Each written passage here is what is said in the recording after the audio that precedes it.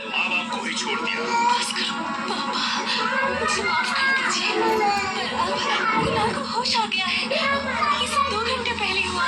क्या कहा? क्या सच में? और पता है उसको होश आते ही उसने मुझसे कहा कि वो मुझसे शादी करना चाहता है। तुमसे शादी करना चाहता है?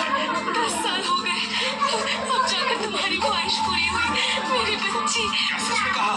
क्या उसने तुम्हें प्रपोज किया? उसने कहा कि मैं आप लोगों से कहूँ वो कल आप लोगों से मिलने आएगा।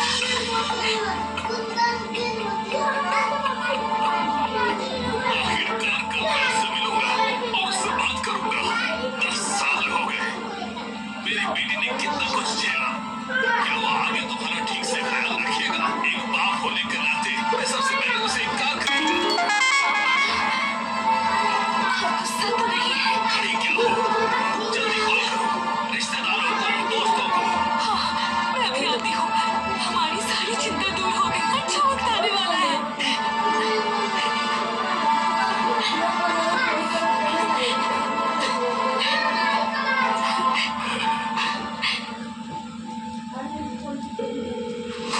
मुझे तुम्हें कुछ बताना था।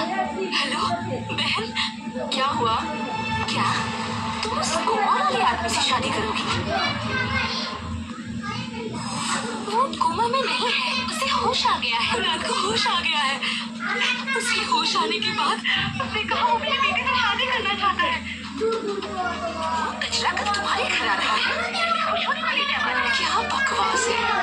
जब मैंने स्नेहा को उस अमीर सीईओ से मिलवाया था तब तो मैंने उसे इतना खुश नहीं देखा था। अब ऐसा क्या हो गया? उसने ये भी कहा है वो इस खुशी के मौके पर सभी बड़े लोगों को शामिल करेगा। और तुम्हें यकीन भी हो गया। मुझे लगता है कि तुम्हारा पूरा परिवार बिल्कुल बेवकूफ है और शायद इसीलिए तुम लोग गरीब हैं। वो सच में इतना अमीर होता, फैमिली बैकग्राउंड ऐसी होती तो 10 सालों में कोई सब मिलते नहीं आता। मैं अपने हस्बैंड को भी साथ लाऊंगी। और हाँ, मैं तुम्हें बताना तो भूल ही गई। मेरे हस्बैंड जेमिनी ग्रुप के एम्प्लॉई हैं। तुम उस ग्रुप के बारे में तो जानती ही होगी, है ना? मैं नहीं जानती। तुम्हें ये भी नहीं पता? वो बहुत बड़ा बिजनेस ग्रुप है शहर का और शर्मा परिवार शहर के सबसे बड़े लोग हैं। और तुम्हें देखो, स्नेहा की शादी ऐसे नकारे के साथ करवा रही हो। उससे शादी करवा के तुमसे तकलीफ ही मिलेगी। तुम चाहो तो मैं किसी और से बात कर सकती हूँ। मेरी जान पहचान में सब अमीर और बड़े लोग हैं। इसकी जरूरत नहीं। मैं बस चाहती हूँ कि चलो जैसे तुम्हारी मर्जी। मैं रखती हूँ।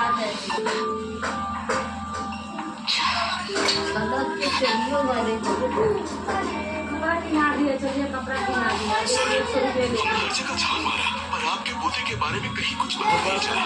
ढूंढते रहो, चाहे तुम्हें पूरी दुनिया ही क्यों न ढूंढनी पड़े, पर मेरे पोते को मेरे लिए ढूंढ कर लाओ। जी सर।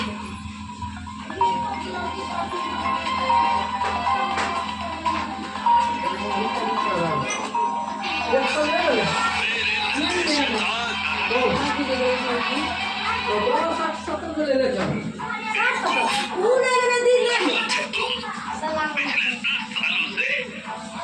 अंदाजा भी है मुझे तुम्हारी कितनी फिक्र हुई।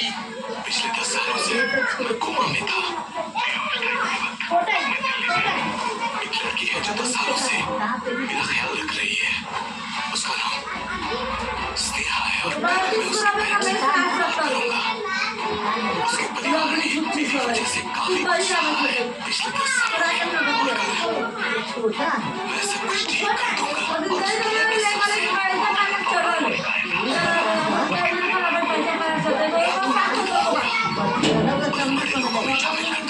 अपने परिवार की सारी खुशियों से उनका गम मिटा दूंगा। सदा के रखूंगा उन्हें।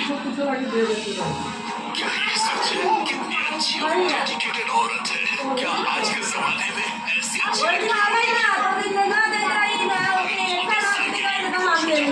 तो क्या तुम्हारी बीवी तुम्हारे लिए इंतजार करती?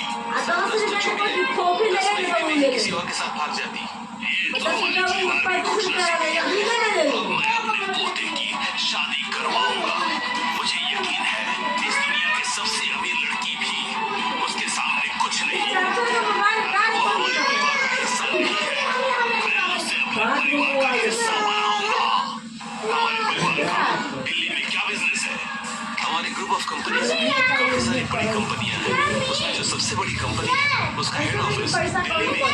उसका चेयरमैन कौन है? वो वर्मा जी के बेटे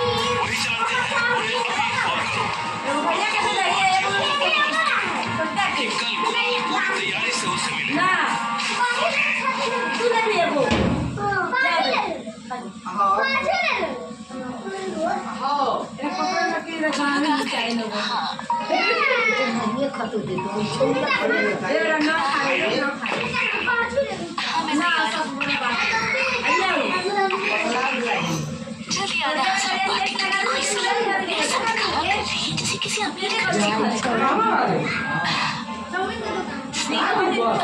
जिसे तुम प्यार करती हो, क्या वो तुम्हारे लिए एक अच्छा सा नया फोन भी नहीं खरीद सकता? मेरी बात सुनो, पार्टनर को चुनना भी कहाँ है? इन लड़के को भी देखो, ये साल में करोड़ों कमाता है। जेमिनी ग्रुप का फॉर्मल एम्प्लॉई है। क्यों ना तुम इसी के जरिए जेमिनी ग्रुप के किसी ऑफिशियल से मिल लो? एग्जैक्टली।